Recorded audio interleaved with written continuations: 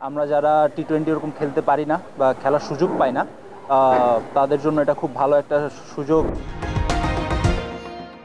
Thank you Bangladesh cricket board এরকম একটা tournament আয়োজন করার জন্য। আমাদের এত বছর ধরে বিপিএল খেলা আসছি, বাট আমাদের সম্ভবত একবার শুধু প্রিমিয়ার লিগের একটা টি-20 টুর্নামেন্ট হয়েছিল, বাট এরপর আর কখনো হয়নি।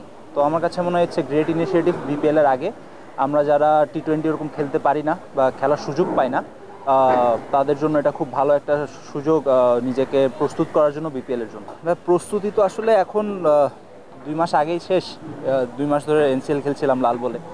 এখন যেটাই হবে আসলে আমার কাছে মনে হয় 80% মেন্টাল গেম, 20% খেলার মাঠে আছে। ডেফিনেটলি সব এরকম টুর্নামেন্ট ডোমেস্টিক প্লেয়ারদের জন্য অনেক, যত ডোমেস্টিক এখানে যত প্লেয়াররা খেলবে ম্যাক্সিমাম প্লেয়ারই এখানে বিপিএল খেলতেছে। কিছু প্লেয়ার থাকবে যারা বিপিএলে অপরচুনিটি পাবে না। তো এই ধরনের টুর্নামেন্ট হলে আমাদের জন্য, ডোমেস্টিকে যারা লোকাল আছে ওদের জন্য খুবই ভালো। নিজের পার্সোনাল গোল নিয়ে বলতে গেলে লম্বা হয়ে যাবে, ওইভাবে লম্বা চিন্তা করতেছি না। একটা একটা করে ম্যাচ চিন্তা করছি। আগে যেভাবে খেলছি, যেগুলি আমার ল্যাকিংস ছিল ওগুলি ইমপ্রুভ করে নতুন করে নিজেকে রিপ্রেজেন্ট করব।